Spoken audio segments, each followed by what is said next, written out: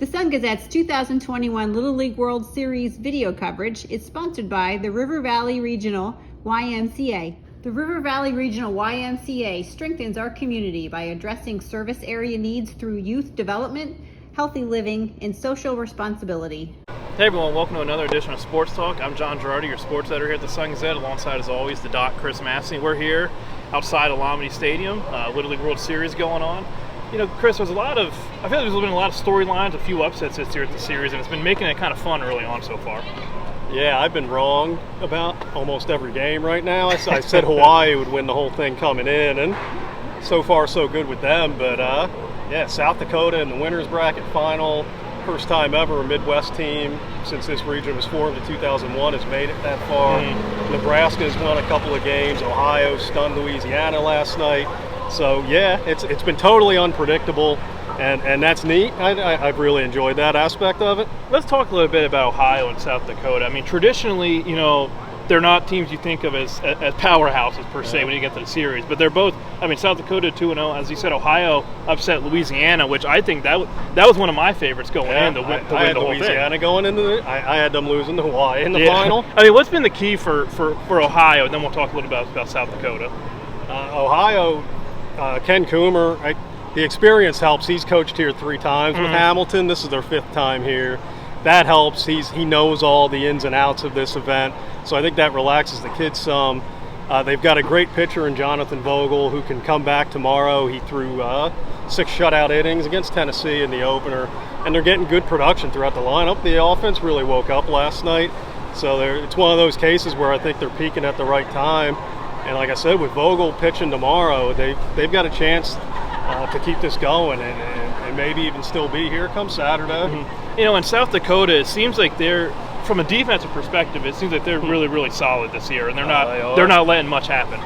Their infield put on a clinic yesterday. That was fun to watch, and everybody knows about Gavin Weir and how dominant he is. But I think yesterday, Maddox Munson showed he's a really good pitcher too. And it helped him that he didn't have to worry about trying to strike everybody out. He had 5 strikeouts throwing a 1-hitter. He knew just pitch to contact, and the defense gobbled up everything. They turned to double play. They were turning hits into outs. It was really fundamental defense and fun to watch because, you know, they were playing at a major league level. And as a Baltimore Orioles fan, who, you know, they play minor league, little league kind of baseball themselves, it was refreshing to see that South Dakota has a better defense than they do. Exactly. Well, you know, it's Tuesday right now. We got the tail end of the series here is coming in. We're getting into the winners bracket, or we're getting into the Final Four for both the Tom Seaver and Hank Aaron brackets. I guess what Masse would you say is kind of what are you looking forward to seeing here, specifically some matchup wise going into the last few days? Well, I think not knowing for sure what South Dakota is going to do tomorrow against California. Gavin Weir is eligible to pitch again. It's a question of whether he'll throw him Wednesday or if he says, let's hold him for Thursday in case we lose Wednesday. He's either, but I assume he's going to pitch tomorrow. So long story short, I can't wait for that matchup to see Gavin Weir go against a really good hitting California team and see if he can get South Dakota into a regional national championship game for the first time, get them to Saturday. I think that's going to be exciting. And Michigan-Hawaii tomorrow night in the other winners bracket final, in the Hank Aaron bracket, that's going to be a battle.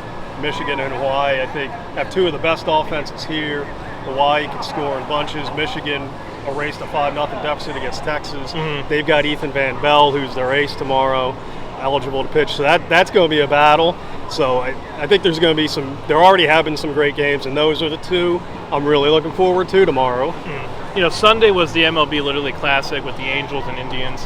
I mean, Masse, you were over here covering games that day here at the complex, and you had the MLB guys coming in like they do every year. How, you know, I mean, obviously the kids love it, but even for you as just a general baseball fan, is it cool to see, you know, Shohei Ohtani, Mike Trout, and these guys just coming here, walking around the complex just like, you know, like anyone else? Yeah, absolutely. And, you know, some of them are on my fantasy baseball team, so, you know, Zach Plesac from the Indians, I wanted to go down and yell at him for killing my team ERA.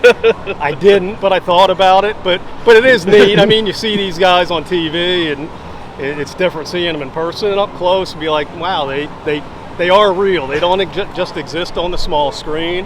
So it was pretty neat. And I got excited the one time I said on Facebook and Twitter, I saw a rush of people coming my way on press row. I was like, man, I've made it big time. They were going to ask for autographs, and I turned around and Mike Trout was behind me.